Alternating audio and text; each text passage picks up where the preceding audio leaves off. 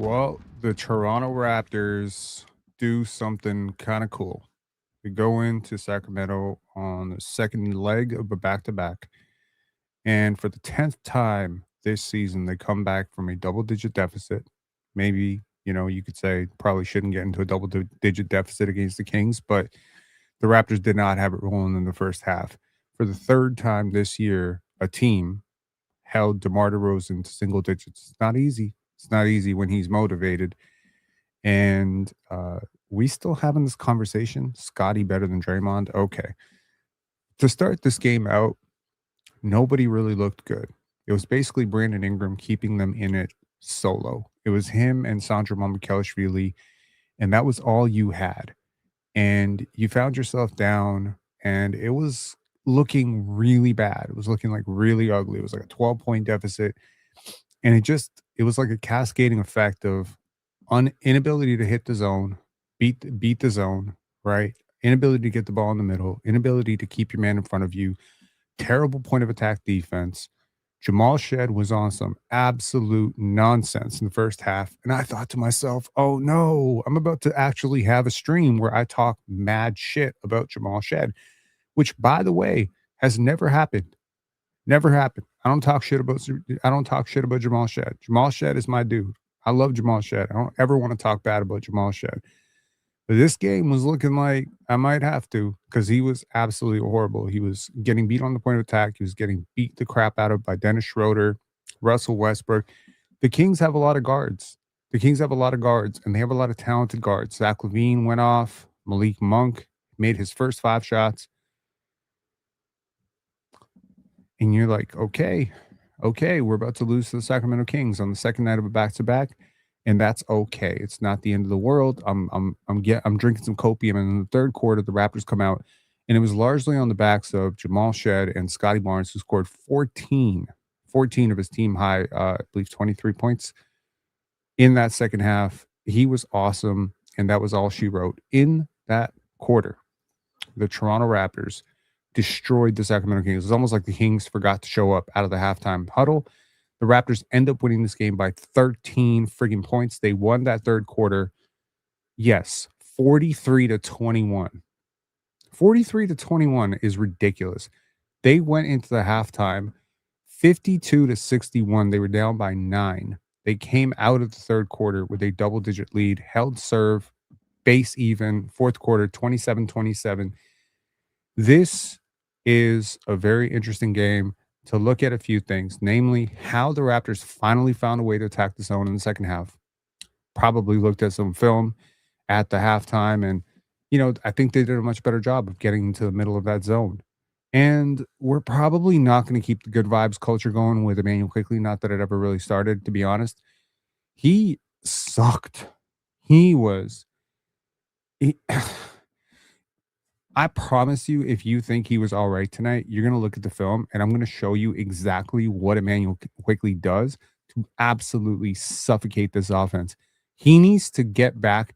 I need Emmanuel Quickley to look at what he did last night against the Golden State Warriors and then replicate that performance as closely as possible, like the rest of the season. I don't ever want him doing some of the bullshit that he did tonight. The Raptors, once again, shorthanded. Once again, without CMB, once again, without Jakob Poeltl, once again, without RJ Barrett, once again, without Jacoby Walter. And there was a moment there where you thought you might be without Jamal Shead and was like, uh-oh, this is going to break the dam. Because right now, yes, the Sacramento Kings were missing Domantas Sabonis, but I would argue they were the healthier team tonight, and they were the much bigger team. They start Maxime Reynaud, a guy that I desperately wanted. They bring Malik Monk off the bench, a guy that I have been petitioning for us to trade for what feels like 2 years now. The Toronto Raptors get 23 points out of Scotty Barnes and Brandon Ingram apiece. Both very efficient games. Both players get to the line a combined 12 times, make all 12 of their free throws, making 92% of their free throws tonight. This was a very good free throw shooting game for the Raptors. And again, you're going to have that occasionally when you don't have RJ Barrett, Jakob Poeltl, 2 of your worst free throw shooters. So why am I out of breath? I haven't even moved. Why am I out of breath? I was making fun of Real Talk the other day for being out of breath. Why the hell am I? But why am I out of breath right now? Hold on. I need to drink some water.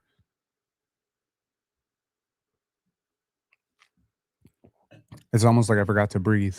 Okay. The Raptors went seeking everything and anything off the bench tonight. They went to 4 different wings, 5 different wings off the bench. There was a point where Jack Armstrong said, Jonathan Mobo is going to have a really difficult time keeping Zach LaVine in front of him for a big guy. And I'm just like, Jonathan Mobo is 6'6". Zach LaVine's 6'5". What are we talking about here? Basically, the Raptors went with 6'5" to 6'6" guys off the bench with basically uneven results. One guy ended up scoring double digits off the bench, and that was Grady Dick. And look, man, that's going to happen when you move Sandro Mamukelashvili and Jamal Shead into the starting lineup because you're so depleted. You're going to impact your bench scoring and bench production. And luckily for the Raptors, tonight, their starters held it down. From the Kings side, you get 23 points on a remarkably inefficient 9 for 22 from Russell Westbrook. I don't think he necessarily made an impact. He just took a ton of shots. DeMar DeRozan was awful, an absolute pylon defensively. You know, in the beginning of this game, it was like a track meet. It was like a really unentertaining pickup game. The Raptors just dissected the shit out of their transition defense, and unfortunately, they just couldn't capitalize. They were missing point blank layups time after time. I'm looking at that Sacramento Kings defense in the first quarter, and the fact that the Raptors lost that first quarter is an absolute abomination. The Kings did not show up defensively tonight. The Raptors could have put up 150 to 160 points if they were a little bit healthier tonight. And, you know, people are saying, why don't they play Keon? You know, you're going to have to ask Doug Christie that because I definitely think Keon Ellis could play over DeMar DeRozan right now and probably balance out that roster. I'm pretty sure there's probably some people in Sacramento right now that are wondering why, I don't know, guys like Devin Carter, Keon Ellis are not playing more than minimum contract Russell Westbrook. But look, man, this is kind of the thing with Russell Westbrook. Every player, every time he ends up on a team, for some reason, the coach ends up overplaying him. Now, you could say it's because they're seduced by the fact that it's Russell Westbrook and they haven't quite caught up to the fact that it's also 2026. Or you could say maybe Russell Westbrook's a better player than Keon Ellis. And I don't think you'd be wrong. I just think that the Sacramento Kings lack balance. And I think sometimes the Raptors lack balance. So 2 teams that lack balance, but one team significantly bigger than the other. Precious Achiuwa got on the glass, got a little bit of a revenge game against the team that discarded him. They got 13 rebounds off the bench, including 7 offensive rebounds by Dylan Cardwell, who was an absolute monster for the Raptors to deal with. Didn't help that many, many times it kind of compromises you to have Scotty at center because he is best used as a roamer defensively. And very often when he is the center, you're going to give up a lot of offensive rebounds, not because he's a bad defender, but because his defensive style often pulls him away from the basket and puts him out of position. He's a little bit like Jaren Jackson. He's just a much, much tougher and better rebounder. But in that sense, he has the roaming tendencies and he's always going for the swipes and the blocks and the gap help. And sometimes he doesn't think like a center. And that's probably a good thing because he's not a center. So you play Scotty out of position at center for the second night on a back-to-back. He's obviously very, very tired. Doesn't help the fact he ends up with 4 steals at one point. The box score had him with 5 steals. But anyways, he ends up with 4 steals, 1 block, 23 points, 8 rebounds, 7 assists. Emmanuel Quickley, not inefficient, right? The box score says Emmanuel Quickley had a perfectly fine game. 18 points on 12 shots, got to the line 5 times, made all 5 of his free throws. 8 assists to 2 turnovers, 2 steals, 6 rebounds, plus 15. That's a perfectly good game, right? Man, you gotta watch the game. You gotta watch the game. You gotta watch the fucking game. You gotta watch how many times this guy dribbles the air out of an advantage. You gotta watch how many times he misses a slip pass, like an easy slip pass. You gotta watch how many times his over dribbling and picking up his dribble is going to result in something. There was a dude on X who said, "Did you catch that amazing pass from Emmanuel Quickley to Sandro Mamukelashvili?" And I was just like, are people like actually mentally defective? Like, do you see that pass? That is not a good pass. He picked up his dribble. He had no idea where he was going. Mamu cuts at the perfectly right time, and it ends up getting through by the grace of God, and Mamu makes him look like a genius. It's not a great pass. I see exactly what he's doing, and it's crazy. It's crazy. So it's just weird to me that success should change your perspective a little bit. You know, when you succeed in a way like last night and everyone is clamoring over you and all the attention's on you, like, take a note. This is how we need to do this going forward. So, a little bit of a tough game from Emmanuel quickly, in my opinion. Jamal Shead, again, first half, second half, totally different story. He did have that nasty little ankle turn there, and he, went to the bench. He was limping, and then he came back and it was like on. This dude came out in the third quarter and said, "My team is not losing this game." Emmanuel quickly was a participant in a run to bring the Raptors back into this game. He was on the court. He was there, but he ain't doing much. Okay. It was Jamal Shead and Scotty Barnes who led this parade back and saved this game. And it was Brandon Ingram and Sandro Mamukelashvili in the first half who were just keeping you in it, keeping you within striking distance when, quite frankly, Scotty didn't have much going in the first half and Jamal Shead was objectively bad. So, again, didn't get much off the bench. In terms of the team stats, the Raptors win a lot of critical points in this game. Largely, they win the possession battle by 6. They take 6 more shots. They end up getting to the line 3 more times. Very good omens. They end up shooting 39%. For the second straight game, they actually shoot a respectable percentage from 3. Very good. Scotty even made a 3. I was like, hallelujah. Scotty Barnes, who's shooting 8% from 3, is now shooting 10% from 3 in January. Shout outs to Scotty for getting to double digits. The Raptors win the rebound battle. Surprisingly, they win the offensive rebound battle, which is, crazy given that they were undersized the entire night and undermanned. They win the assist battle. They win the steals battle. They win the turnover battle. They win the fast break battle. They almost win the points in the paint battle, which, again, given the size of the Kings, felt impossible tonight. And they led for more of this game than they trailed. So that's pretty good too. Apart from the slight hiccup, which led from like the end of the first quarter to about 1 minute into the third quarter, you were up for most of this game. It's just that little part of the game where you just couldn't get into the middle, couldn't make shots, couldn't, read the defense well. Look, there's this idea that you can just throw a zone at the Raptors and they'll just cave. But this is silly. Okay. This is absolutely silly. There's definitely quality of zone. There's quality of matchup. There's quality of defenders. You can't just throw 4 non-defenders and play zone and expect to shut down a team. And it's kind of depressing that you can have defenders as bad as DeMar DeRozan, Zach LaVine, Malik Monk all on the court at the same time, and you can't break their zone. Like, what's going on here? Like, they've got a lot of really terrible defenders. Precious Achiuwa is an okay defender. He's not a great defender. Maxi Moreno is okay. He's not great, right? Their only really good defenders are Keegan Murray and Keon Ellis. Those are their only really good defenders. That's it. Keegan did not play tonight. Keon did not play tonight. So, it's a little bit depressing that you can't attack them. And it's the second night of a back-to-back for you, but it's also the second night of a back-to-back to them. And they got smacked last night. So, just overall, I didn't love this game from the Toronto Raptors, but you win. And hey, man, can't complain about a win. Let's talk about the film breakdown here. It's going to be a lot of Emmanuel quickly, man. Sorry to tell you. It's going to be a lot. By the way, if you didn't catch it earlier, we did a live and we talked about all-star bench guys. This is my all-stars for the Eastern Conference. These are my picks. Donovan Mitchell, Scotty Barnes, Jalen Johnson, Norman Powell, Jalen Duren, Brandon Ingram, Michael Porter Jr. My fringe includes Derek White, Con Knipple, LaMelo Ball, Bam Adebayo, and Karl-Anthony Towns. Maybe Joel Embiid, maybe Pascal Siakam. Those are the guys.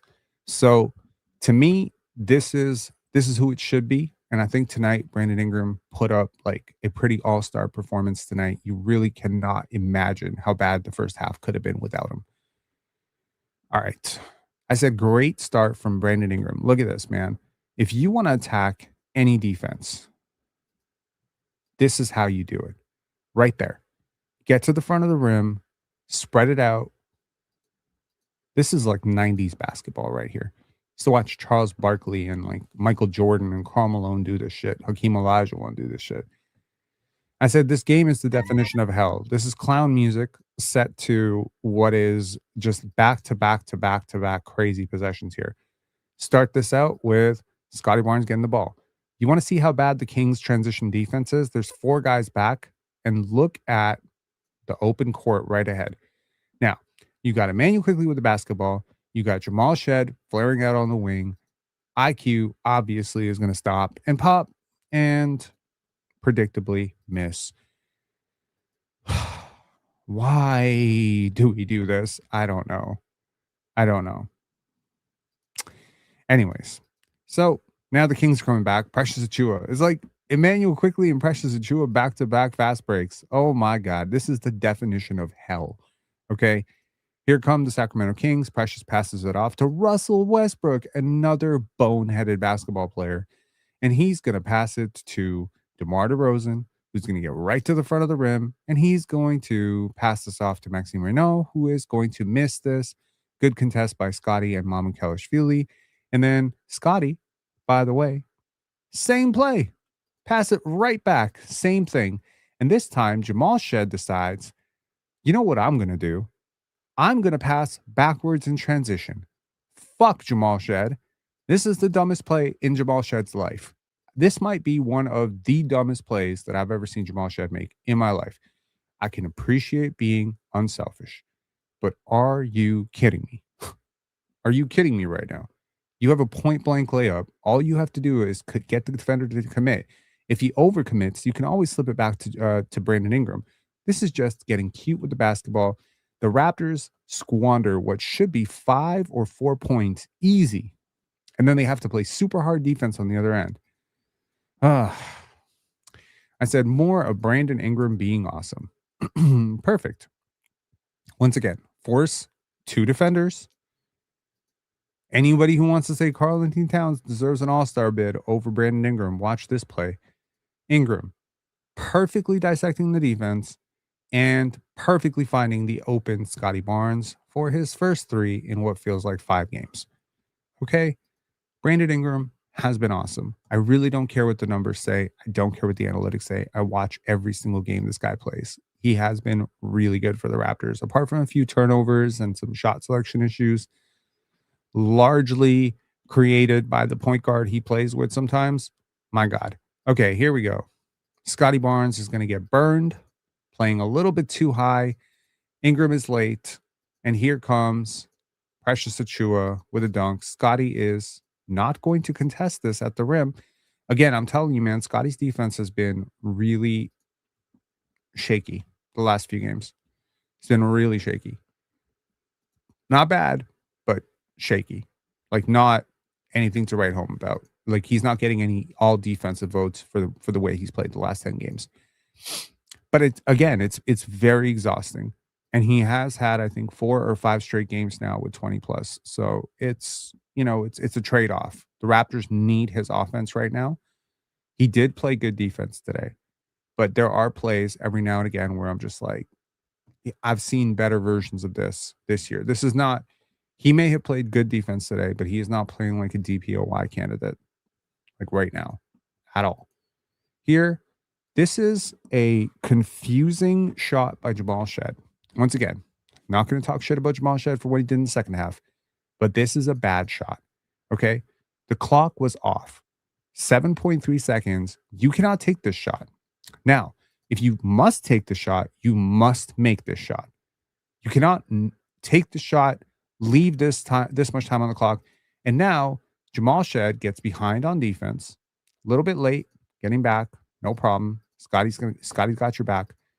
And here Malik Monk, who is, again, one of the most excellent shot creators in the league, in my opinion, one of the best half-court creators, one of the best half-court playmakers in the league. He's going to get just enough separation. Look at the quick release to get this past Scotty Barnes is really hard. And Scotty really extended himself trying to block that shot, and he just banked it in. And at that point, the Sacramento Kings picked up their largest lead of the game at 4 points. Now, it seems pretty simple. This is how you beat a zone, okay? You get it into the middle. You swing it side to side, top side. You get the defense to shift. Here, you have positive spacing on the court with Mamu, Jameson Battle, and Grady Dick, and Emmanuel Quickly. Rare lineup situation for the Raptors here. You're down 11, by the way. 10 minutes left in the second quarter, and you're down 11 to the Sacramento Kings. Okay, cool. Here, Scotty flashes to the middle. DeMar DeRozan One-on-one is a mistake. Dennis Schroeder misplays this. Grady Dick intelligently cuts. Maxi Marino is late. Perfect play for the Raptors. Do this more. I was looking at this. I'm like, do this 10 times. Do this 20 times. Like, it's really not that complicated. It's not rocket science here. I said Brandon Ingram cannot win this game by himself, but he is trying. You watch BI, and again, against Zach LaVine, this is a mismatch. He's got 3 inches on LaVine. He's got strength, and he's just look at the dissection. First of all, Brandon Ingram was pretty much like the Raptors point guard today. Look at this beautiful pass here. Malik Monk is very late getting onto Sandro Mamukelashvili. Clean look.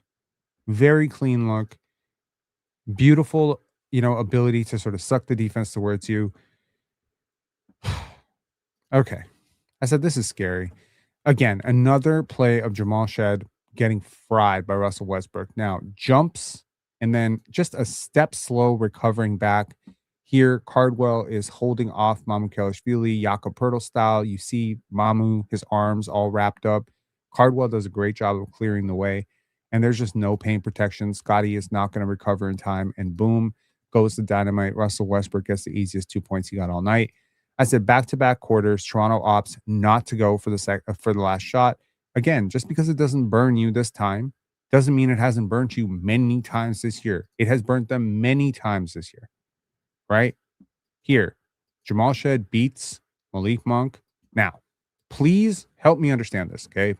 Jack Armstrong has his darlings. He has his favorites. He called this play by Emmanuel Quickley smart no less than 4 times. 4 times he said, this is such a smart play. What's smart about this? Can you help me understand? I am but a feeble podcaster. Please help me understand. What is so smart about this? You got 6 seconds left on the clock. You attack Russell Westbrook. Jamal Shead is coming out of your way. Now, I guess this is what he was talking about. This right here, this fake, like, oh, you're faking a pass and then you just turn around and take the shot. Okay, here's my question to you. This shot right here, do you believe that this is a good shot? Be honest with yourself. Off balance, turning around, pirouette over a shot blocker. Do you believe this is a good shot? With, by the way, 3.5 seconds to go on the clock, like in the quarter. So you deliver them the final shot, which, by the way, DeMar DeRozan had an NPC moment. His brain froze, and he just decided, okay, like, I think either you pass this out to Grady. Hold on. Look, let's look at the court here.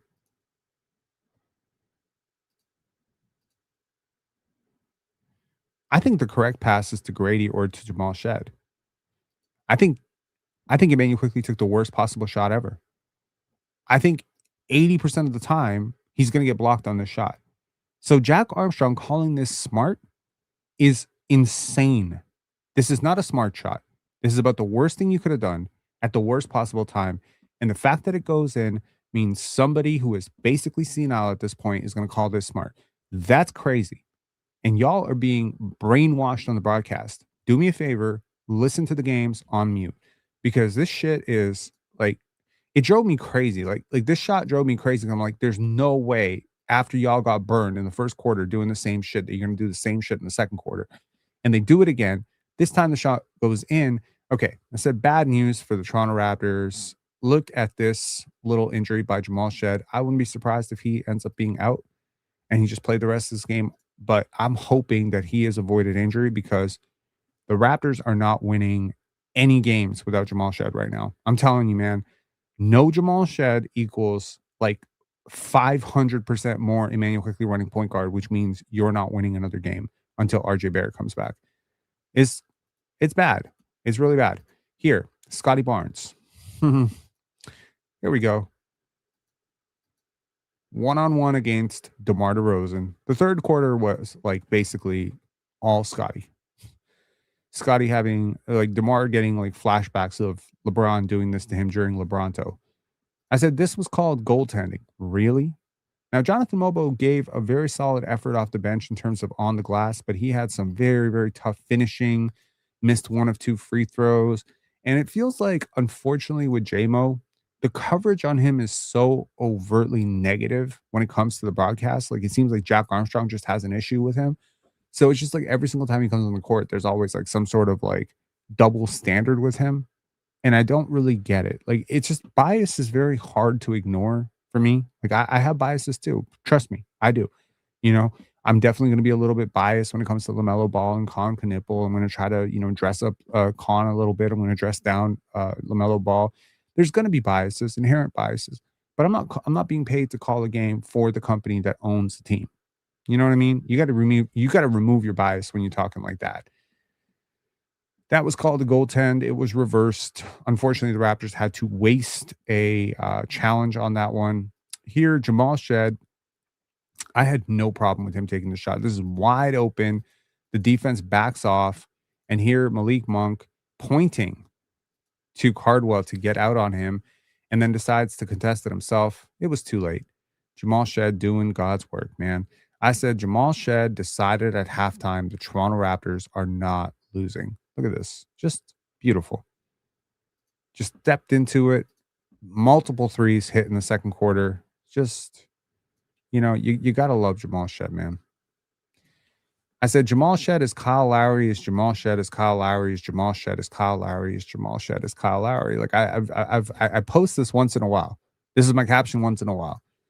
Kyle Lowry is a little engine who could, right? Is like when you think he's having a horrible game, he just comes out of nowhere and he caps the game off and he just plays really well. And that's just Jamal Shead's MO. There's like, if you can crack Jamal Shead's like veins open for a second and draw some blood, his blood would basically say, don't quit. That's basically it. This is like a dude who, and he reminds me of Alex Caruso. He reminds me of Kyle Lowry in that way. He reminds me of Jerome Williams in that way.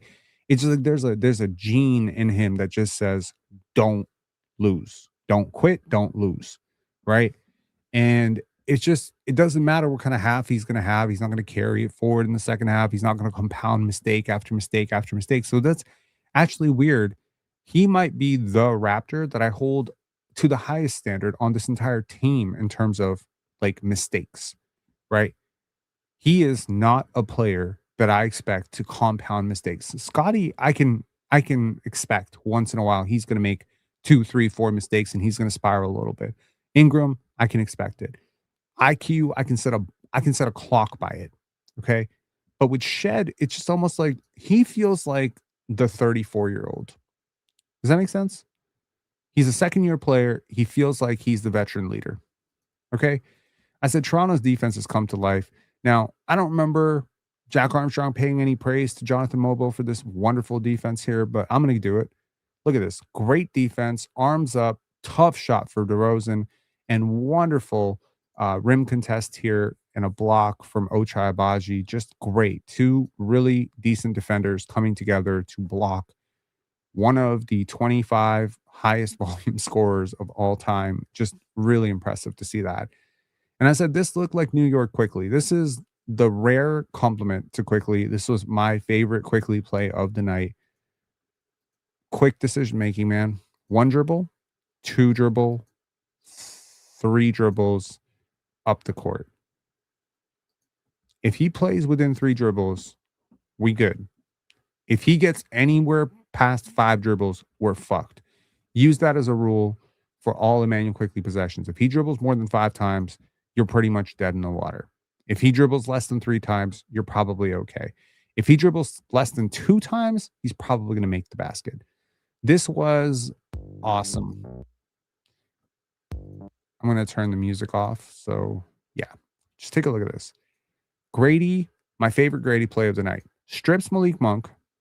This is going to go super slow motion the entire way through.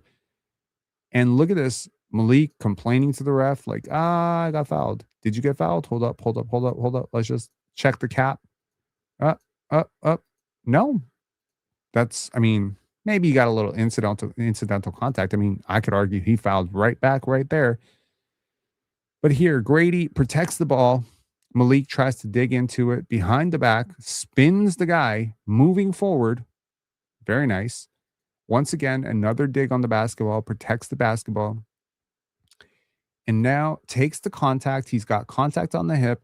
Malik is a phenomenal athlete, like a freakishly phenomenal athlete. He is more than capable of blocking this shot. And here he tries, but Grady extends strong and finishes at the rim and then completely collapses on the floor. This was one of my favorite Grady plays of the season.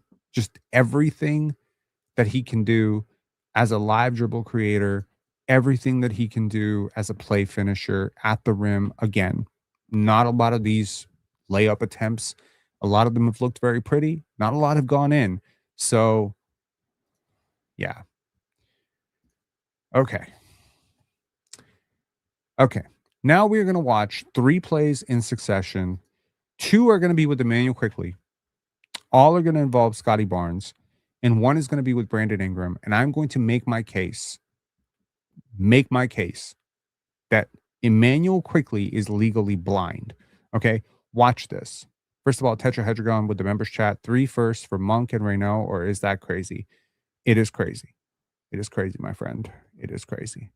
I would not part with 3 firsts. I don't think I would part with 1 first, but I would part with a swap. I mean, yeah. Okay. Watch this. Legally blind. Okay. I'm slowing this down for y'all. I'm going to prove my point here. Watch this. Okay. I'm going to freeze it at the point that I think a decision should have been made. And you tell me what that decision is. What's the decision, y'all? What's the decision? No. This is not acceptable. Hell no. You don't get to burn clock. No. What's the right play, y'all? You are correct. You are correct. Yes. This is correct. But no. Look at Scotty's reaction. Look at Scotty's reaction. Like, what are we doing? What are we doing? I just woke my girlfriend up. I'm positive of it. This is so frustrating. Like, do you understand how stupid like this is? Like, my God. Wide open paint, not a center on the court. The center is down at the other end, and you fucking got a wide open paint, and then you get past it to Jamal Shead, and he gets blocked. Look at Scotty's reaction. Like, look at Scotty's reaction on that final thing. Let me just summarize Scotty Barnes' entire season playing with Emmanuel Quickley. Like, he's so kind. He'll never say anything negative about Emmanuel Quickley. But I swear to God, man, if you knew as much about basketball as Scotty Barnes, playing with Emmanuel Quickley would drive you fucking insane. Okay. Now, if you think that's bad, wait for the next play. That's play number 1. Let's go to play number 2 of legally blind point guard. Fuck, man. This shit used to drive me insane with Fred VanVleet. Now we got the same fucking thing with Emmanuel Quickley. What's the right play, y'all? What's the right play, y'all? Are you kidding me? This is the next play down. This is the next fucking play down. Look at Scotty Barnes. Just same reaction. It's like, what the fuck? Are you kidding me right now? Okay. Look, some of y'all think I'm a Quickley hater. I'm actually a Quickley defender, have been for a very long time. I've liked Emmanuel Quickley for most of my life, knowing Emmanuel Quickley from Kentucky to New York to his first year and a half in Toronto. Something changed in me probably around training camp going into this season where I've kind of had enough of him playing this way. And it's frustrating because you like the guy. This is not a Fred VanVleet, Dennis Schroeder situation where you genuinely think the guy's an asshole and he's just ruining team chemistry. Emmanuel Quickley's not ruining team chemistry. He's a good dude. He's a really good dude. And there should never be anything personal said about Emmanuel Quickley other than the fact that he's legally blind. That may construe personal, but I promise you it is legit basketball analysis. I think the dude is legally blind. See, this is where we say, I don't think so. I don't think so. I don't think he's jealous of anybody. I think he's a really good dude. I just think he's legally blind. Like, what the fuck do you want from me? Like, I think he's legally blind. They should make a made for TV documentary about him, the NBA's first legally blind point guard. Okay. Now I want to show you someone who's not legally blind. Here we go. Brandon Ingram. Now, once again, I'm going to ask you the same damn question. Okay. What's the right play? Let's test our basketball IQ here. Scotty sets the screen, barely makes contact. What's the right play? Do you see how quickly, pun intended, this play is made? Now, you can say, well, Ingram has the advantage because Ingram's taller and he can make the pass above. Most starting point guards in the NBA can make this pass with their eyes closed. They'll find an advantage, they'll step back, they'll find a better advantage. They create it. Ingram has much more in his mind as like Ingram is more of a point guard than Emmanuel Quickley will ever be. So is RJ Barrett, so is Jamal Shead, so is Scotty Barnes. I would argue so is Sandro Mamukelashvili. So to me, it's insane and quite frankly, criminal that we consistently run our offense through our one of our worst passers. And we have clowns like Jack Armstrong saying, he's so smart. He's doing a great job. How many times have I heard Jack Armstrong cite, well, he has 4 assists, so he's doing a great job of distributing. You don't know what you're looking at. And I can't believe you were a Division One coach. It actually makes me sad for the kids you coached. I almost want to reach out to every single kid that Jack Armstrong coached and just be like, what did he teach you? I want to know. Like, what's going on? You can't. I have such a reverence for coaches. You have to understand, every time I've had a chance to talk to a professional coach or a high school coach, even like a high level high school coach, or, a lot of high school coaches are quite clueless. In fact, AAU coaches are sometimes very clueless. Let's just be honest. There's a lot of people who teach kids how to play basketball who don't have the slightest clue how to play basketball. But for the most part, I have a very high reverence and a very high respect level for coaches. And I cannot understand that how you can have a coach who has coached at national, collegiate ranks who understands so little about basketball. Jack Armstrong is a casual. And it's weird. It's weird, man. Weird. I've been listening to this guy for 20 plus years. I don't think he said one insightful thing. It's quite insane. Like, he can call out something really obvious. Now, you're going to see something quite magical here. 2 players who don't hold the basketball creating a shot for one finisher. Watch this. Boom. Scotty makes a little bit of connection here. Cardwell is way too high. Way too high. And Nick Clifford is way too late recovering to Scotty. So this is complete collapse. Scotty now gets the ball. He has 2 options. Okay. 2 options. Actually, he has 3 options. Let's just say he has 4 options. Option 1, swing it to Jamal Shead. I guarantee you, as God is my witness, if Emmanuel Quickley was in this position, that ball is going to Jamal Shead or that ball is going up. Option number 2, swing it to Quickley. Not a play that Quickley would make himself, but honestly, I would understand it if maybe Scotty takes one more step into the paint to find Quickley open if Levine overcommits. There's a third, which is just take the shot yourself. You're pretty open. There's a guard at the rim. You can easily take this. But it's not 100% guaranteed that you're going to make this shot, right? I mean, you're tired, you're dog tired, your legs are exhausted, you've been playing hard defense, you had to play comeback. You could always reset this to eat the clock and get Ingram a touch. Or you can make probably the most obvious play, the right play, which is to get a guaranteed 2 points for Ochai Agbaji. This is obvious.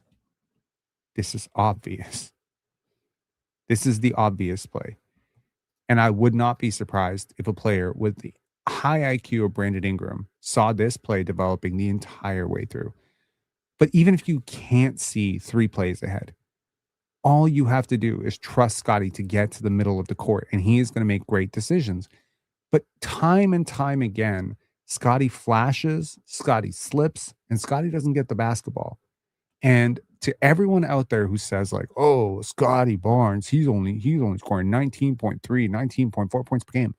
if you gave him a point guard who was actually a point guard, like a Trae Young or even, a prime Kyle Lowry, he would score 24 easy because you get so many easy ones. Scotty Barnes rarely gets easy shots in this offense unless they are being generated by somebody else. So I don't know, man. Anyways, let's get to the call-ins. We got one caller. Lane, what's up? Yeah, how we doing? We doing good. How are you?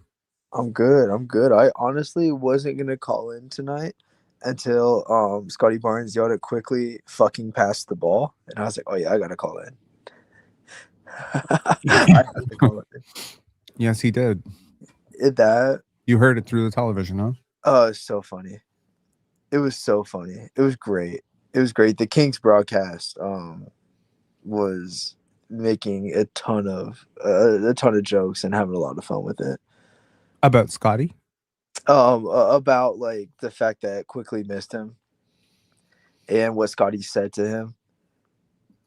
It's interesting because our broadcast didn't bring it up at all. Yeah, I mean, I honestly don't blame them for bringing it up. I wouldn't want to showcase that. I don't know. I think they gave a guy a role that he didn't earn, and this has been my issue for probably the past 5 years with the Raptors. I would say past the COVID season, is they're giving guys roles that they don't earn. You could even argue, and I understand it. I understand why. You could even argue Scotty's first year, they were giving him roles that he didn't yet earn. I understand why they did, but he didn't earn it yet, right? They gave Fred starting point guard role. He didn't earn that, right? I don't know. I feel like the only one that kind of earned something was Siakam got 2 years to do it himself. I would argue And Fred absolutely earned that role. I think he earned the starting shooting guard role. And I would argue Scotty absolutely earned his role too. Scotty was the second best defender on the Toronto Raptors as a rookie after OG Anunoby. He was easily at least their third or fourth best player that year, ahead of OG and behind only Fred and Siakam as Right, the and best I player. would agree with that. I 100% agree with that. But I So think the so whole what so what move that off. was so my question to you is you threw a lot at the wall there. So I want to take a moment to dissect all of it. You said that Fred didn't earn his role. So I vehemently disagree with you. I think he absolutely earned the starting point guard role based on how he played in the championship run and how he played subsequently the year after. He was a huge part of why the Raptors were so good in the playoffs as well as in the regular season that year, right before the COVID shutdown. One, so he kind of played off of Kyle, and then when Kyle left, I can't make an argument that anyone else was even legitimately in the running to start at point. That was my first thing. The second thing is I absolutely think Scotty earned every minute he earned as a rookie. He didn't have Yeah, a I'm not high arguing he that. didn't have a high volume role at all. No, that's not what I'm arguing with Scotty's rookie year. I think moving off of everybody as fast as they did for him was Oh, the right. okay. You It was the you right you mean decision. like he didn't earn the investment? Correct. It was the Okay. right decision. It was the right decision. Two things can be true at the same time. It was the right decision, but it also wasn't earned. We can agree on that. It was the right decision. Like two things can be true at the same time. Like you could walk and chew gum at the same time, right? They can Has both be true. Cooper Flag earned the Dallas Mavericks pivoting off of Anthony Davis? I don't think they have a choice. I think that's a little bit different. I think the Raptors had a choice. I think they've made a lot of wrong choices, though. I don't think the Mavericks necessarily have a choice. I can hear that. Okay. So, Yeah. and then now you got Emmanuel quickly coming in. Oh, here you go. We're gonna hand you 32 million in the starting point guard role. He didn't earn that. Okay. They gave RJ Barrett a starting spot coming in here. He didn't earn that. You know, it's just Who one thing who after who who another. on earth would be starting over RJ Barrett? When he first got here, Yes, or the when he fact that first like, got here, or name the, one player who should be starting over RJ it's Barrett more the when he fact that got the here. question was he couldn't come off the bench. There was an interview very early on, and I think they asked Darko something about have you considered about RJ being a six man, and it was almost like laughable. And it was like, why though? Like I'm not saying to put him on the bench. I'm saying like, why is that a joke? Like, what has this guy done? What has he earned? Right? Well, I mean, he I was think a there's a starter on a playoff team in New York. I think that's you, part of it. I think and he probably arguably was the reason why they didn't go further. Right at the time. I mean, no, I think RJ played really well in the playoffs. He was not the problem. Quickly was the problem. If you watch that Knicks series, Quickly was the problem. Quickly sucked. But no, I think RJ, like, look, you got. I understand what you're saying. Like, why is it that Peyton Watson can, Peyton Pritchard can come off the bench, TJ McConnell can come off the bench, Malik Monk can come off the bench, but RJ Barrett and Emmanuel Quickly can't? I think part of that is just relationships. Like, you preserve a relationship, and do you want to bury that relationship right now by putting them on the bench? RJ Barrett's never come off the bench. You're you're I'm not delivering a pretty huge psychological yeah. blow to a player. Like, it's like Zach LaVine and DeMar DeRozan, right? Like, those guys are starters, you Right. know? So it's a little I'm not easier. saying It's easier for Doug Christie right now to probably put Malik Monk on the bench than it is to put DeMar DeRozan and Zach LaVine. Is it right? I don't know. I don't think so. I don't think it's right. And I'm not saying do that. I'm not saying, get rid of Siakam and Fred for the make way for Scotty. I'm not saying that Fred shouldn't have been the PG. I'm not saying that, I'm not saying any of that. I'm saying that it was just given, right? I think that's the thing here. Both things can be true at the same time. Was that the only option at the time? Yes. Okay. But the fact that it was just like a joke to assume otherwise, is kind of my point here within the organization. And that's just the way that they've operated. That's just the way that they've operated, unfortunately. And that's when you get guys like Quickly, who I think is a great human being, right? I think he's a hell of a guy. But you get a guy like him who does shit like this and then doesn't see a problem with it. I guarantee you, when he calls his mom or talks to whoever he talks to after games tonight, like, they're definitely going to bring up like the whole Scotty situation. He's about, oh man, Scotty's tripping. You know what I mean? Like, that's what he's going to say. He's going to say, I made the right play. I'm burning clock, blah, blah, blah, blah. Right? He's going to give some excuse for what he did instead of say, oh man, I missed it. It's like the accountability meter just has not been there. It just hasn't been there for anybody who's been given something. You can see your screen, right? Yes. Okay. Do you see this play? This is running out the clock. Scotty wants the ball. Yep. You see this? Yep. Now he's frustrated. You can tell his arms. You can see his hands are up. Like, what are we doing here? He doesn't want to run out the clock, so he holds his arm up. You see that, right? He wants to score on Dennis is what he wants to do. Yeah, he does. Look at this. He's like, what the fuck are we doing here? He's like, nah, man. My boy got 14 and a half over. Come on. So he just decides, fuck this shit. He's looking around. You see this? This guy is the biggest troll in NBA history. Look at this. And he forces a foul. The menace. Did you see that? Dennis the menace, baby. You know what's so funny is that play was never coming to Scotty. Dennis just freaking panicked. Because Dennis is like, I'm not going to let your ass score on me. I would love to be a fly on the wall in those practices back in 2023 with Dennis and Scotty. Yeah. I guarantee you there was some stuff said. And I think this is kind of evident that there was definitely some stuff said. But yeah. I just don't like, I don't know. I don't like the culture, maybe the protective layer that's been put on some players. Like, early on, they handled Scotty with bubble wrap. For sure. Definitely. Now he's earned it. I mean, he's definitely earned it. Right? You can't argue that he hasn't earned it. Same thing with RJ. RJ deserves to be the starting shooting guard. Who else are you going to put there? Early on, though, the fact that the question of can he ever come off the bench, and that was laughable, was where I was like, but what has he done? The fact that no one else, we couldn't bring in another point guard after Kyle left because Fred was the guy for sure. We couldn't bring in someone else to challenge for the spot. It's like, but what has he done? You know what I mean? Like, it's like it's we do handed. have this weird thing. Okay, listen, like, Dennis Schroeder went to Sacramento as the presumed starting point guard, correct? I'd say so, yeah. And then Westbrook came in last minute. They signed him for 3 years, $45 million. They signed Westbrook to a 1-year minimum. Trying to Guess get who's that starting? too, but And yeah. guess who's starting?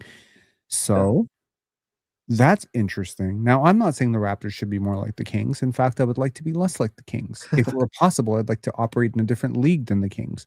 However, what I am saying is that it is interesting to me that the Sacramento Kings were able to sign Dennis Schroeder to a 3-year, $45 million, pretty expansive contract for a player of his, place and age in the league.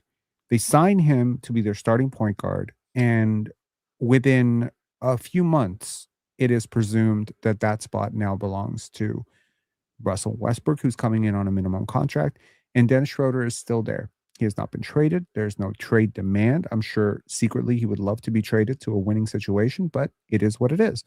So, he acts out. He wants to fight Luka Doncic. He gets suspended by the league, whatever, whatever. But my point is, do you realize what happened when we traded for Emmanuel quickly and we told Dennis Schroeder he had to come off the bench? Pissed, Immediately demanded a trade.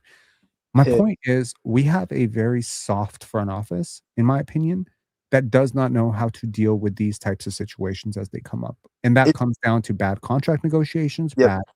bad role definitions. And this has been a problem since, and I'm going to be curious if this continues to be a problem, because if people are really thinking about this goes right back to Fred, but this also goes to Kyle. This goes to Fred. This goes to Siakam. This goes to DeMar DeRozan, right? Like, when's the last time you saw someone as pissed as DeMar DeRozan to get traded? When's the last time? Name one other time that a guy was genuinely pissed to be traded other than Luka Doncic. And even that, I don't think the fallout of the Luka Doncic trade, where he is going on podcasts and not refusing to talk to Nico Harrison, it was not nearly as extreme as this DeMar DeRozan, like, relationships done bullshit. That to me says this team maybe needs to work on their boundaries a little bit, right? I think that it's almost like gentle Gen Z parenting where you can't say no. That's almost like what it seems like to me. You know Yeah. what I mean? Yeah, that's Where exactly what it is. it's very, very gentle. We have to handle everybody with kids' gloves. We can't hurt feelings. If there is any area where things are going to get dicey or potentially negative, we kind of avoid it. Like that Fred negotiation, like they didn't even bother negotiating with him that summer because they knew how the hell that was going to go down, and it was going to go down probably with a lot of disagreements. But I guarantee you, if we would have made him an offer, not obviously what Houston gave him, probably less, but for We more did years, we did make him an offer. we made him. But we didn't negotiate with him. It's something he's alluded to multiple times. We were not willing to go to the table and negotiate. We sent him an offer, and we didn't want Mhm. to talk. Yeah.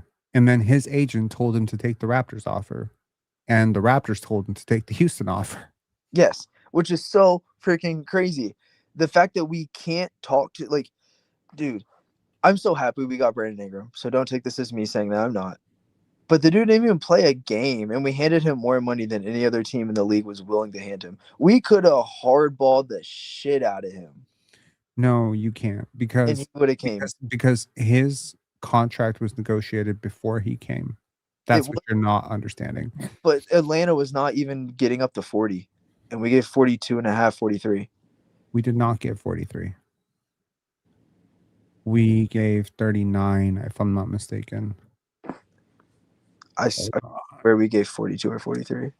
No, the Atlanta and Toronto offers were very, very close. Hold on. Let me just check this out. Make sure that I'm not tripping here. So he signed a 3-year 120. Yeah, so it was like, So it's 40 a year, but it starts at 38. So and it's it 38, then 40, then 42. And the 42 is a player option. which is terrible for us. Has he earned it? You could argue he has. Yeah, I'm. You could argue he's probably closer to like a 28 to $30 million player, but honestly, like, from the marketing perspective alone, having a former all-star with his level of, and also the availability, which is surprising, not something I was expecting to say with Brandon Ingram. Yes. But yeah, like, look, there is a world in which I don't like arguments that are made, like, like the quickly shot that I was dissecting that he took at the end of, I think, the first quarter or second, the second quarter, where sorry, at the end of the second quarter, where he just kind of pirouettes and he throws it up over Cardwell and Jack Armstrong's glazing him for being smart, and I'm just like screaming at my television, like about to throw the remote through my television, saying like this was the dumbest shot that he could possibly take. We often have this nasty habit, I think, as a society, and especially as like a like basketball community, of like judging process by results. Now, it's perfectly fine to say like Brandon Ingram is coming close to earning his contract right now. I don't think that that's how this conversation should be discussed. It should be at the point of signing the contract. Was it a good idea? Was it an overpay at that point? And yes, it was definitely an overpay. I mean, and I get it. Like, it's really hard to say that to some people. Like, I'm watching the chat right now, but when the dude's agent goes on a podcast, it's like, yeah, Toronto overpaid the shit out of him. Like, come on, the dude's own agent is saying that. Like, what Well, agent has ever done that he before? didn't really say that. He said that that money would not have been available for us in free agency, and he's not lying. He's telling He's the not truth. lying one bit. He's not lying one bit. It wouldn't have been. But that doesn't necessarily mean the same thing. So, for instance, like Ingram was trying to negotiate a sign and trade, would have tried to negotiate a sign and trade in the event that the money was not available in free agency. So basically, what Rich Paul wanted to do was to land him in a situation where he wouldn't have to go through the process of having to negotiate a sign and trade. If you remember the Kyle Lowry situation with the Miami Heat, that was a sign and trade. There's Correct. always going to be an incentive for a sign and trade because if the Pelicans don't play ball, then they would lose him for nothing. Correct. And what front office did they choose to play ball with? They chose to play ball with two of, in my opinion, the smarter front offices, which is Toronto and Atlanta. And ultimately, both teams saw him as a distressed asset. Like, again, shot creation has to be valued. What Brandon Ingram did today, like, I would argue he was probably, for the first half, the best player on the court, not named Malik Monk. And that has to matter. He's won you games. Yep. He's won you many games this year. Like, I would argue he's won us at least 4 games extra. That has to value something. Like, that has to count for something. He is such a ceiling raiser, and in tight situations, I feel like the gravity he grabs, like, one of the things that a lot of analytics don't measure is how are you guarded? Who guards you? Are you being guarded by OG Anunoby, or are you being guarded by Pacom Daddier? Like, are you being guarded by, Scotty Barnes? Are you being guarded by Grady Dick? Like, it matters, man. Because if Right. I have to burn my best defender to guard you, that means your second best offensive player has a much easier time getting going. Scotty's been more efficient. IQ, in theory, should be more efficient, even though Right. he's less efficient. And the question here is not, is it Brandon Ingram or not, right? Like, you could replace Brandon Ingram's name with anybody in the NBA. The fact is, what they did before that led to the outcome of him coming here, and what he did at the past, previous spot before to earn that, right? You could replace it with anybody. You could replace it with anybody. I'm not picking on Brandon Ingram. Who's more worth it? Like Pascal Siakam at 45 or Brandon Ingram at 39? Again, Depends what factor the age yeah. too. It depends what time Brandon Ingram's the younger. team. It depends what kind of if I'm one piece away from the finals, Siakam. If I'm trying to build up to the finals in the next 5 years, Brandon Ingram, which is what Toronto's trying to do. Right. But if this was the world ends in 1 year, the NBA is gone, or something like that, I'm taking Pascal Siakam Okay. for 1 year. I mean, look, I think it's weird. Like, you can argue that Ingram, RJ, IQ, Yak, not perfect basketball players by any means. Sandro, not a perfect basketball player. Grady, not a perfect basketball player. There's no perfect basketball player on this team, including Scotty Barnes. Cannot debate that these guys are trying. Ingram's effort to do the right thing, to attempt to do the right thing, is always there. He's always trying on defense. He may get burned occasionally. It's the same thing with RJ Barrett. Like, it's easy to just be like, okay, well, RJ sometimes got tunnel vision, and sometimes he's not the greatest defender in space, and he sometimes doesn't hit threes, and he can't make his free throws. But can we really, can we not always look at this could be so much worse? Like, you could have a player who's just outright dogging it. You could have a player who just refuses to buy in, refuses to play defense, refuses to be a good teammate, refuses to vibe with the team chemistry. Like, you have found the right people. And if you listen to Saban, the coach, talk about it, Is it Nick Saban? Yep, Nick Yeah. Saban. If you listen to him talk about, like, he says, we produce culture, not players. Like, we care about culture, not players. Like, that's the first thing that we're doing here is we're looking for the people who fit into our culture. We'll worry about developing the skills and the offensive and defensive strategy afterwards. But we need to have the right people to build our culture, to build our organization. And I think the Raptors have done a very good job of bringing the right people in. And by the way, kicking the right people out too, right? And Emmanuel Quickly may not be the right player, but he is the right person. RJ Barrett may not be the right player, but he is the right person. And Brandon Ingram may not be a $39 million player, but he is a $39 million person. I think the intangible value of having Ingram on your roster is that I think guys like Grady, CMB, Scotty get to learn from a real fucking mid-range tactician. There has to be some value to that. You can easily say, well, you could just bring in a training specialist who's trained all the greats and he can teach them how to do it. But it's not the same thing. Watching a guy every single day on your team in practice do these things, watching him work, building a relationship with him, having him on the team bus, on the team plane to pick his brain on how he deals with double teams. I think this is invaluable. And then also just like having a guy who can put other people in good spots matters so much. I think RJ Barrett has probably benefited the most off of Ingram, just purely off the fact that it shoves him down to third in the scouting report and it just makes life so easy for him. And for a while there, you could argue that the only difference between the 28th ranked offense last year and the 5th ranked offense this year was the addition of Brandon Ingram and Sandro Mamukelashvili. You know what I mean? Yeah, I don't disagree with that one bit. I really don't. I really don't. I just want to see going forward. I guess what I'm scared of is them making the same mistake with RJ Barrett's free agency.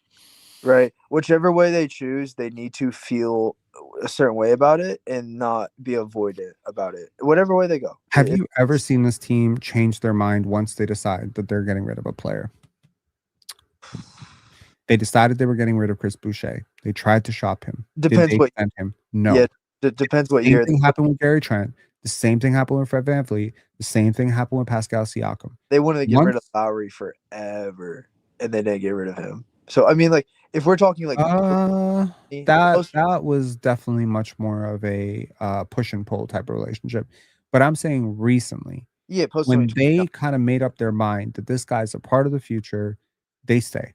When they make up their mind that we're dangling this guy, that relationship is pretty much done. I'm telling you right now, RJ Barrett's representatives were told this offseason, we are looking for a destination. Do you have preferences? Emmanuel Quickly has been probably briefed. Now, I don't know intel on this. The RJ Barrett stuff is a little more public. Emmanuel Quickly knows that this is a team that has shopped him, but has continued to treat him with high regard and treat him like, he's starting point guard, whatever. But also that ultimately, if there is a move made for Trey Young or John Morant or whatever, that he is the contract going out the other way. So, given that they have let that slip, I feel like they all like the writing is on the wall. It's not a matter of if, but when. So I don't think RJ Barrett's getting some sort of $35 million extension from this team unless something drastically changes. And I think what would have to change is Emmanuel Quickly would have to no longer be on this team. There's no way you can park 90 million, 100 million into Quickly, Barrett, and Ingram. It's untenable. You already have 90 million into those three guys right now. And then on top of that, you have another 20 million and soon to be 25 million, 27 million into Jakob Poeltl. Like, you're going to ruin Scotty Barnes' prime, I agree. I you think know? so. I think you and I are both in agreement that RJ Barrett's next contract is probably worth around 20 to 23, maybe 24 million a year. Right? No matter which team he's on. If it's Toronto, if it's wherever. That's probably what it is. Correct? Okay. Is that okay? Like, you agree, or okay? Like, you're going to make a point. My bad. No. Say Okay. that again. So, would you be in agreement that, because I think we're both on the same page here, but RJ's next contract from wherever he gets from, if it's us or it's someone else, is going to be between the 20 to $24 million range? I think it'll be more. You think it'll be more? Okay. I don't know necessarily. So this was the reason why I didn't get traded to the Pelicans. Like obviously, you know that is because the Pelicans wanted dead salary that was going to be up after this season. They didn't want to have to mess with the player who's going to be on an expiring contract in 2 years, and they might have to bring back. Right? They want that salary open, so that's why they took the Olynyk Bruce Brown deal instead. Mm-hmm. So that's a team that didn't want to mess with his free agency. I don't see a team out there that necessarily would want to mess with his free agency. Hence why I don't think he's going to be that expensive. And this is my fear is that Bobby Webster is going to do Bobby things, which is crawl into a ball when shit gets tough, instead of sitting there and hardballing this guy. And instead just casting him away. Because I honestly think if we wanted him for 24, 25, maybe 26 million a year, we can get that because other teams aren't going to offer that. Case in point, the Pelicans weren't even willing to. And if the Pelicans won't, you think the Nets will? They want to keep their salary cap open. Well, They have first of Giannis. all, we don't know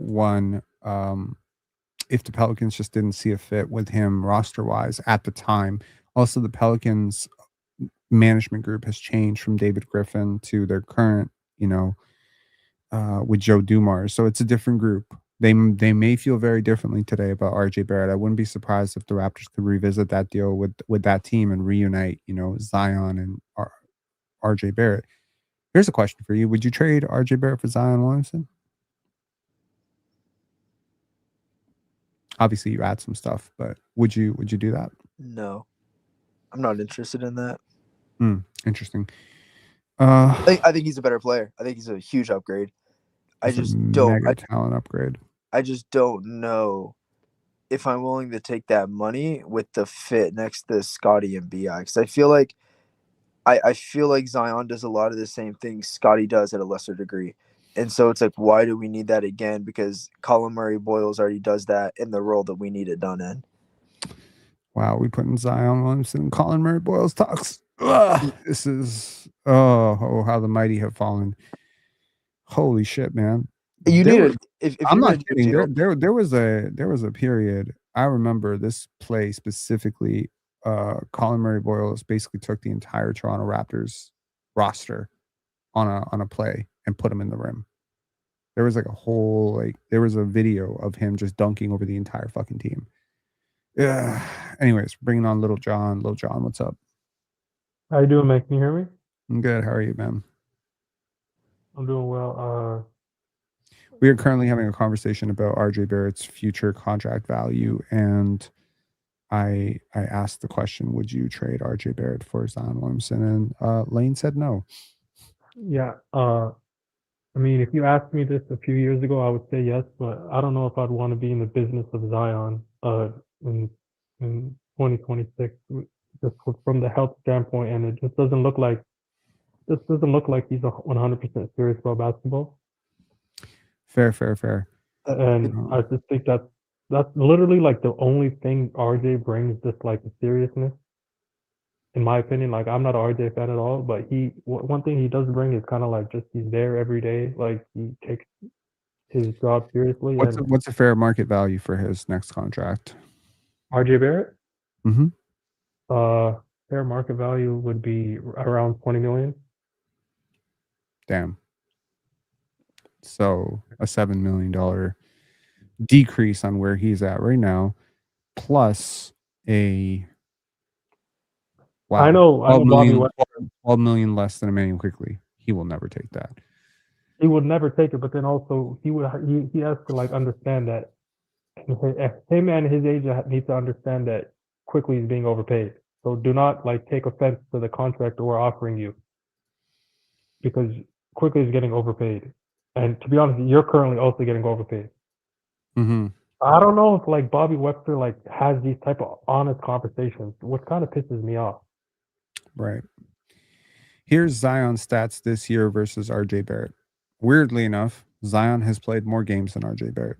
He has scored more points, grabbed more rebounds, roughly similar assists, more steals, more blocks, higher field goal percentage, higher boxes minus, higher effective field goal percentage, better from the line. Shocking. Has he really not taken a three? He has not made a three. Okay. He has taken 3 threes. I tell you what, If Zion found his way on this team, I think Brandon Ingram would have PTSD. That would be funny. Yeah, all of this to say, yes, Zion Williamson is a considerably better basketball player than RJ Barrett, and I think he might be a better playmaker. How does too. this help us? How does this help us like attack the zone? I don't understand how this makes it easier. Like Zion? I understand he'll provide like rim pressure and stuff, but we need shooting. Rim pressure creates shooting. There's a But reason why Trey our shooters Murphy. can't shoot. Like I understand what you mean. Like it'll make the shot like more open for guys, but like we still don't have people who can shoot the ball. Like I understand like if you like Ochai. I have a suggestion. I think we should trade for Ja and Zion and Anthony Davis. Bring them all together. Let's bring everybody. Oh my God. We'll call it the Avengers. We'll trade like I haven't watched the Avengers, so this might not make any sense. But yeah, we should trade for Zion plus Ja plus Anthony Davis. Yeah.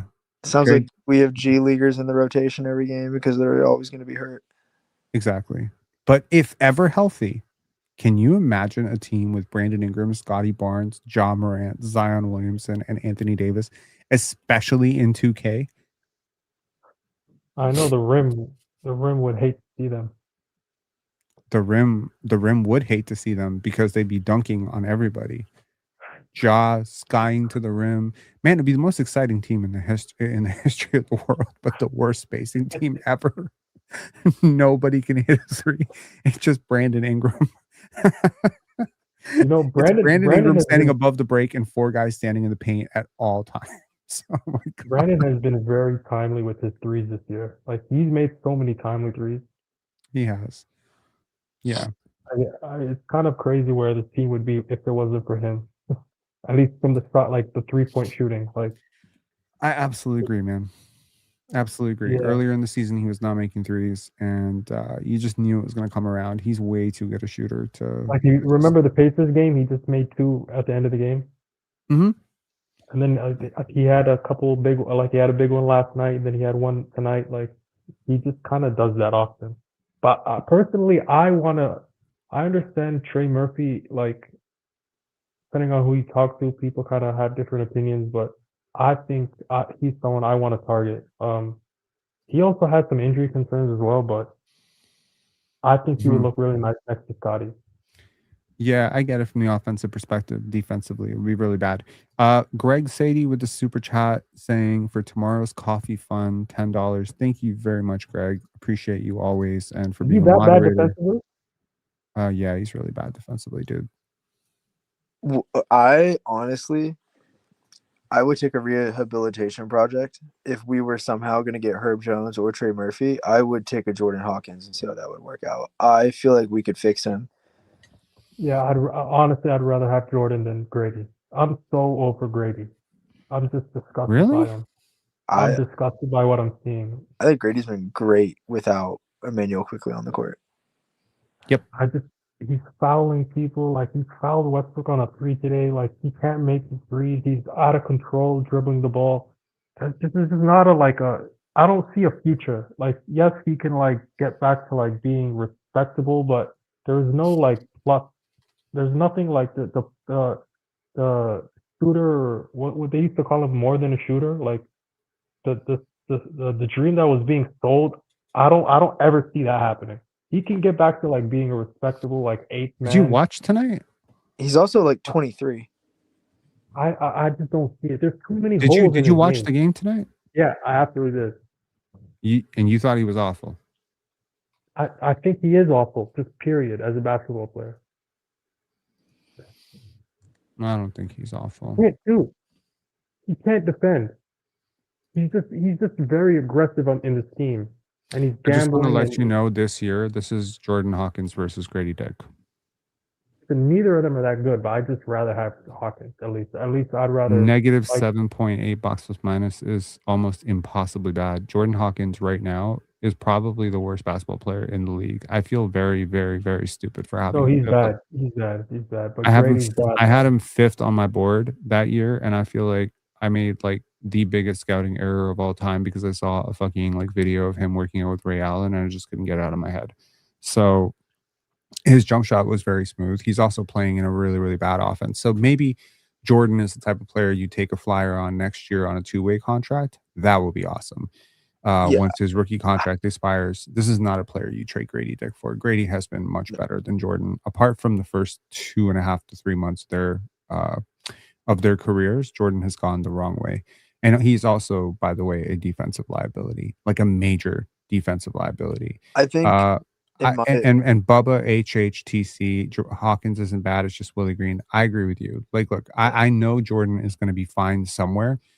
I'm starting to think, watching him recently, like he might have lost a little bit of confidence. He's definitely out of touch, out of rhythm. He's not getting great shots.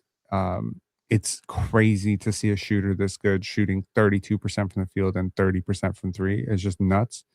But you know, I think both these guys could use a change of scenery, if I'm being honest with you. But it would be weird to trade Jordan for Grady. Yeah, I'm not in the boat of when I say I want him as a rehabilitation project. I'm not in the boat of trading Grady for him. I think he's like when you offload Ochai and whoever, like you bring in Hawkins in that spot. Like, you get those spot On a minutes. two-way. Yeah, he gets those spot minutes maybe every 3 to 4 games. He'll get like 10 Sure. minutes and see what he can do. Right. I'm not trying to switch him out for Grady though. I think Grady is a ton of promise. I really do think he's a ton of promise. I don't think a guy that moves like that, that's 6'9", and has that shooting profile, that I mean, they don't grow on trees. Grady's not 6'9"? He's 6'7". 6'7", 6'8", whatever. Like they still don't grow on trees. Sure. And he's still 22, 23 years old. He's figuring it out. And at this point, I think the fear last year was, oh shit, this guy's averaging 14 points a game.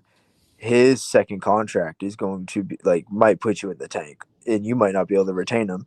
And now it's like, Mhm. oh well, his second contract is going to be very, very doable. So, you sign him when he's 24, 25 on a 3-4 year deal. You have him for cheap till he's 20, 28, 29. Like he might pop when he's 26 or 27 and be Mhm. that player that you need him to be. Mhm.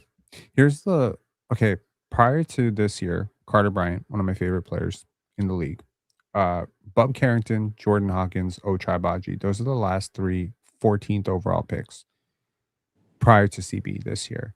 And before that was Moses Moody, Aaron Neesmith, Romeo Langford, Michael Porter Jr., Bam Adebayo. Wow, Michael Porter Jr. and Bam Adebayo really carrying this group because this is a sad fucking group of players, yo.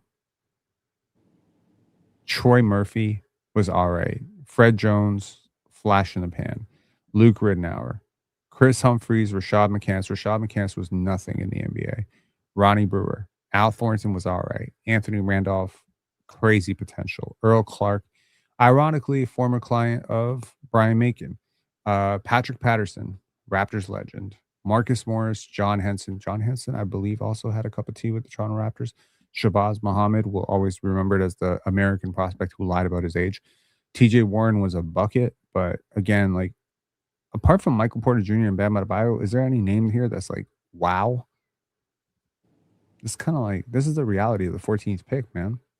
Was Booker not 14? Am He was I 13th. misremembering? He He was was 13. He was He was 13. 13th.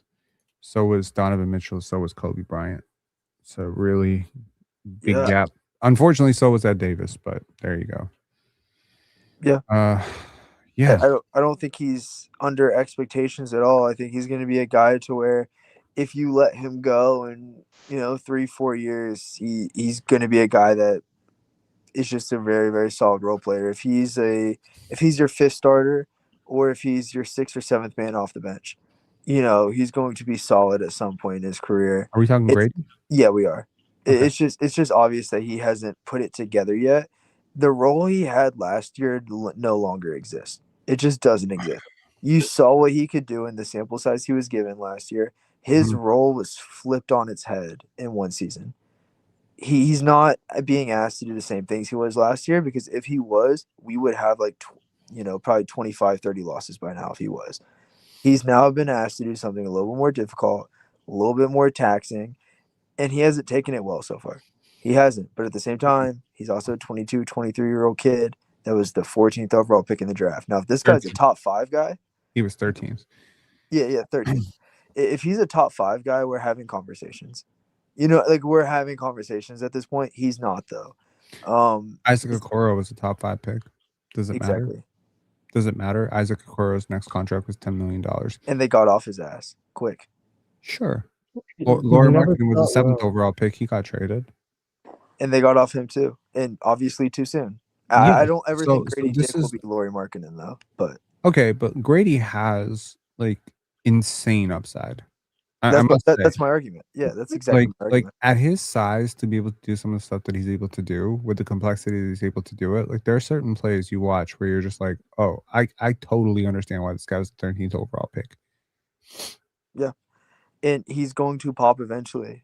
Like I said, if he's a top 5 pick, we're having a conversation of, hey, this just isn't worth it. Mm-hmm. But where he was picked at, what the expectation was coming in, we've obviously seen what he can do in a certain role. Unfortunately, well, fortunately for the Raptors, unfortunately for him, that role doesn't exist anymore. So, I mean, that's the gap here. He could probably average 16 points a game right now if you gave him this shot diet you gave him last year. But you're not. Sure. For good reason you're not, because you probably lose between 25 to 30 games right now doing that. Yeah, I mean, I just think Grady needs a better point guard. He needs a better table setter. I think he would have done really well with Dennis Schroeder. I think Point Scotty or Jamal Shead is the answer. I've said it. If I'm gonna say it again, I'm a broken record, man. If you're paying Scotty Barnes and Scotty Barnes is on your roster and Scotty Barnes is healthy, there's absolutely no reason for you to have an undersized point guard that can't pass in your starting lineup. I will take Jamal Shead. I will take him. Great basketball IQ. He's fine. Him and Scotty could play a great cat and mouse game, being, going back and forth, being lead ball handlers. That's fine. There's no reason for someone who struggles to read and dissect a defense being your lead guard when Scotty Barnes is in the starting lineup. I think they were probably trying to play 2D, like maybe 3D chess a little bit with the quickly stuff. Maybe thinking maybe we can rehab the value a little bit, change the optics around him a little bit, change him from this kind of combo bench guard to a legit starting point guard. And then we can either have a starting point guard or we can trade him for an actual starting point guard. And I just think that he's gotten stuck. You know what I mean? Like it's almost like his development is stuck in a time loop where he just makes the same mistakes over and over and over again, and you just can't get him to.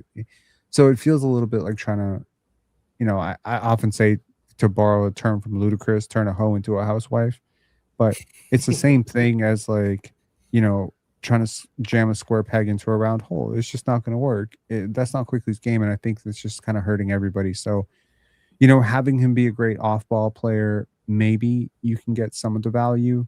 But I think putting him on the bench or putting him at the 2 do the exact same thing to his value, which is it shrinks his value optically. Have you ever seen the movie Groundhog Day? Yes. Okay. Bill Murray. Yep. Yep. Watching Emmanuel Quickly game to game feels like Groundhog Day. Yes, it does. With the slight disruption being the Golden State game. Yeah, where you just had the most efficient 40-point game in NBA history, which is very, very cool. Extremely cool. But at the same time, that one game doesn't excuse the other, if like I came out yesterday in the post game and I didn't say very many nice things about Emmanuel Quickly because I knew the very next game he was going to go right back to this bullshit and I'd have to retract all of it. So I was just like, I'll just save myself some time. I just won't say the bullshit, so I don't have to retract the bullshit. And it was funny watching those plays back this morning and going through the film, how often he was wide open. Yeah, they had a mission. Like that was their goal. They knew they weren't going to stop Scotty and Bi, so it was leave IQ wide open, hope he misses shots. That was their whole strategy. I think that's a terrible strategy. I think it's a terrible strategy basketball wise. Like leaving Emmanuel Quickly open is insane. If anything, I would just lightly contest him on every single play because his slow ass jump shot is not going to hurt you if you just run him off the line, force him to put the ball. I would, if I was an opposing coach, here's how I would guard the Raptors. I would funnel the ball away from Scotty and Bi and force Emmanuel Quickly to be a decision maker in the offense. Boom, every time. I would force him. I would back off of him. I would never pressure his dribble ever. I would never pressure him dribbling up the court. I would only pressure all the other players. I would let every player on my team know if he has the ball, back off. Deny the Contest ball the to shot. everybody except for IQ. Exactly. Just funnel them to make him make decisions in the offense, and we will win this game every time. Anyways, guys, I'm getting super tired. I have been up all day watching the final submissions for Pen Dance, so it's been like a lot of like screen staring for me. Any final thoughts from either one of you? Yeah, I think you need to invest in some blue light glasses if you haven't already. Blue light glasses? Yeah, have you ever heard of blue light glasses? I have. Yeah, Okay. you mean That's blue big. light blockers? They like, yeah. So if you have headaches or if you easily get tired or drowsy looking at blue light, like they help. They help big time. So half joke, half like, hey, if you haven't tried it yet, try it. Might help, might not help. Everyone's different. And then the second piece of it is, as I said, like I think a week ago when I was on, I think we're a year away. We're still a year away from where we want to be. If we win a playoff series this year, I will be ecstatic. I'm not a Debbie Downer. I believe in this team. I like everybody on this team for the most part. I don't think we can. If we do, I'll be ecstatic. I think next year is really the year where it's conference finals or the expectation. There's only one team in the top 8 that we can beat in a playoff series, and it's Miami. Everyone else is beating us in 5 to 6 games max. I don't even think we can get to 7 with any of those teams. I just don't think our bench is that good outside of Mamu and even Shead. Shead, he's the idea of Shead is really good, and I think he's an impactful player. But he has a 50 true shooting, 51 true shooting. He is not quickly. He has become the scapegoat to the point where people think Shead is amazing. He also has flaws. Every single role player on this team has some major flaws, and Scotty's kind of papering over the entire team right now, and I just don't think in a playoff setting he can do that. You don't think Evan Mobley has major flaws? Darius Garland has major flaws. You don't think Max Strus has major flaws? But to the extent of Grady and Ochai and even Mamu, Mamu defensively is kind of weak. Would you take Miami? Okay, you said Miami. Would you take Milwaukee over us in a playoff series? I'm not counting Would you take Orlando? Yeah, man, I'd take Orlando. Jalen Suggs is really good. Healthy Orlando, I would take them. Jalen Suggs is really good, man. Would you take Atlanta? He would swallow up quickly. Would you take Atlanta over? Oh, no, absolutely not. None of those teams count 8 and under. I'm just saying 8 and up, Philly, Boston. Boston would destroy us. New York would destroy us. I still don't really know how I feel about Detroit. Really? I haven't seen them play the Raptors, and I also just don't believe in their shooting. And I also think right now the Eastern Conference is Detroit at 32-10. They are far and away the number 1 seed. They are 5.5 games ahead of second place Celtics. Then we have the Knicks at 3rd, the Raptors at 4th, and the Knicks and Raptors are actually pretty much tied. They are both 1.5 games behind the Celtics. The only difference is the Raptors have won one more game and lost one more game. So technically the Knicks have a slightly higher win percentage. So technically, if the Knicks lose one more game, the Raptors are jumping them, which is pretty crazy. If I'm being honest, that's pretty insane. You almost have a 3-way tie for second place in the Eastern Conference right now between the Celtics, Knicks, and Raptors, and they're all Atlantic Division teams, which is kind of crazy. And then at 5th, you have the Cleveland Cavaliers. 6th, you have Sixers. These games are separated by half a game. I mean, really, between the Bulls at 9 and the Cleveland Cavaliers at 5, you are separated by a grand total of 3 games. The Bulls are 21-22, right? Yeah, the Bulls are. The Hawks have fallen off so hard. Oh my God. So Jalen Johnson is he's been playing a lot worse too. So I don't know. Can't have a bad week. You really can't have a bad week. But right now, if the Raptors did have a bad week, they would at worst fall to 6. Yeah, by the way, the the Raptors, they see the Knicks 3 more times, even though they've already played twice because of the NBA Cup. in-season tournament. So now they play them again 3 more times, even though it's supposed to only be 4 because of divisions. So that's going to be interesting because Well, I the don't Knicks really, are playing awful basketball lately. yeah, they've been playing really bad. They did win by like 60 today.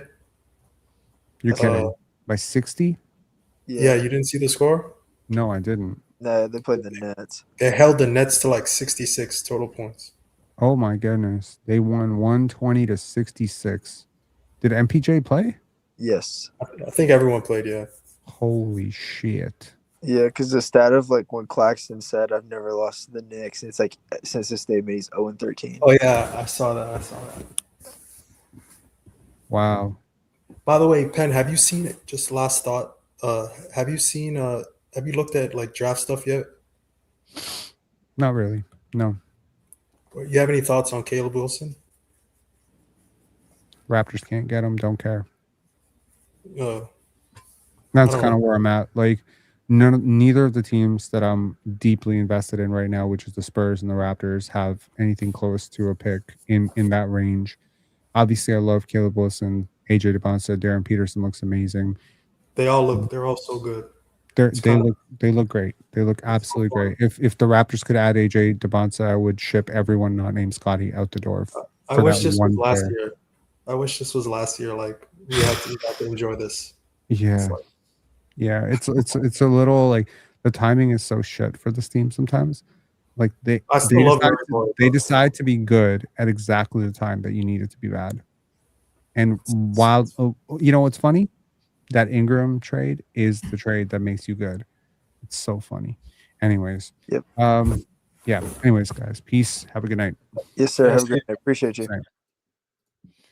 All right. The Toronto Raptors get a big, very much needed win on the road against Sacramento Kings. They are now, what are they? 1-2? 2-1 on their road trip. Hold on. Am I bugging out? Hang on one second. I will confirm. They are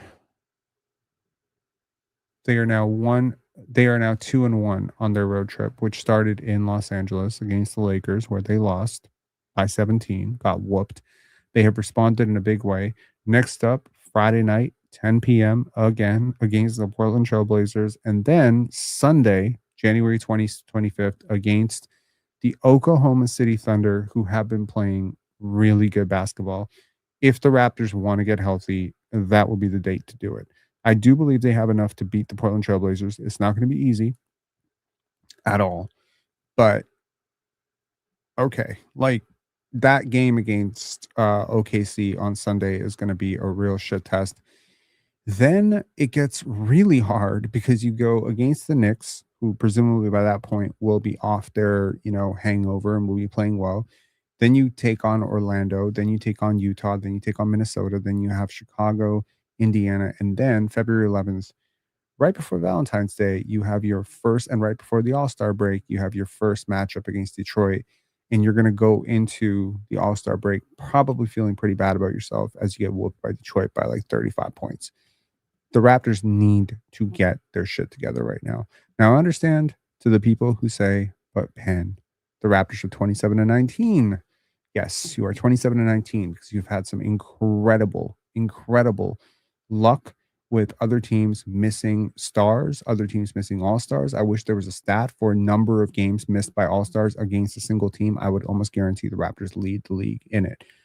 That being said, the Raptors have also had some pretty bad luck with injuries. Games, like starter minutes lost to injury. I would not be surprised if the Raptors are top 6 in the league in that stat.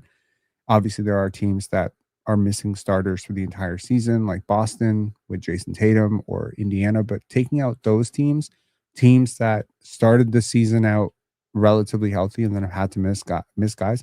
RJ Barrett has missed half the season so far. I don't know if anyone knows this. He missed half the season. Colin Murray-Boyles has missed time. Scotty Barnes has missed like I think 1 or 2 games. Ingram's missed like 1 or 2 games. But Jakob Poeltl's missed more than half the season. RJ's missed more than half the season. When the Raptors have everyone healthy, they are a really good team. Like really good. Okay. So you know, all of these minutes now for Mobo, Elijah Martin, Ochai Baji, hopefully they make you stronger later. But for the Raptors to be good against good teams, healthy good teams, they're going to need RJ Barrett back. They're going to need Jakob Poeltl. And they're probably going to need to trade Ochai Baji for a center. So that hopefully will happen sometime before February 5th trade deadline. The Raptors are hosting some sort of WWE night on February 4th, which I thought was a very interesting timing, but we'll see. Thank you so much to Greg, Tetrahedron, and also not Donald Fagan with a members chat. Basketball. Kind of sounds like basketball. Am I saying basketball?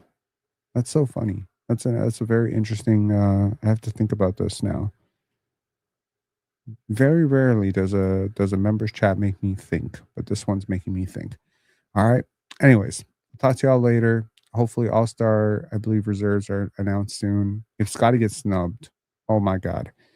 Hell hath no fury like a channel scorned. I will be so pissed if Scotty Barnes gets snubbed from the All-Star game. But thankfully, you know, with the string of recent performances north of 20 points, he's making it very, very difficult for... That's how the French spell basketball. Is it really? And I used to say that I spoke French pretty well.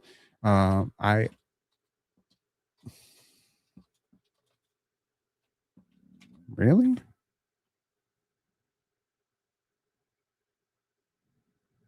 Or am I being an idiot?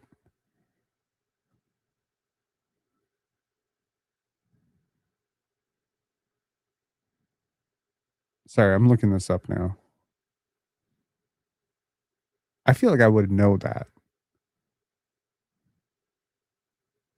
Can someone confirm this is not true, right?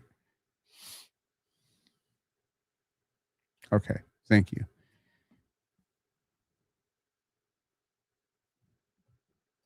Country Cog saying if Scotty gets snubbed, we riot. Sure, we will riot right to Adam Silver's house. Okay, talk to y'all later. Have a great night. Enjoy. And big W, Toronto Raptors. Peace.